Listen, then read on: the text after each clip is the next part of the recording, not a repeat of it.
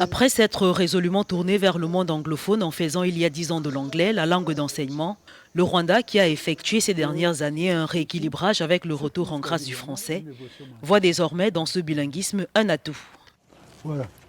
Remplacé en 2008 par l'anglais comme langue d'enseignement obligatoire à l'école, le français n'a plus été offert comme langue enseignée que dans le secteur privé ou comme matière optionnelle au secondaire dans le public. Devenu en 2007 membre de la communauté des États d'Afrique de l'Est, puis du Commonwealth en 2009, le Rwanda a donné l'impression de se détourner de l'espace francophone. Une mauvaise interprétation selon la ministre rwandaise des Affaires étrangères. Je pense que l'interprétation qui veut faire croire que le Rwanda s'est tourné vers l'anglais contre le français a peut-être été le résultat des relations entre la France et le Rwanda. Je crois qu'il y a eu confusion.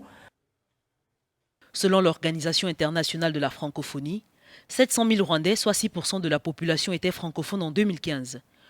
Le français reste ainsi la langue étrangère la plus parlée au Rwanda devant l'anglais. Ça dépend du public. Si tu veux parler au Rwandais des choses simples, claires, compréhensibles par notre public rwandais, vous écrivez en Rwanda. Si vous voulez parler à une classe un peu plus cultivée, qui a des notions un peu plus internationales, vous écrivez en français. Certains disent qu'au Rwanda, nous avons un problème avec la France. Oui, nous avons un problème avec la France, mais pas avec la langue française. La langue française est différente de la France. Les relations entre le Rwanda et la France, accusées par Kigali d'avoir joué un rôle dans le génocide de 1994, sont restées extrêmement tendues malgré la reprise des relations diplomatiques en 2009.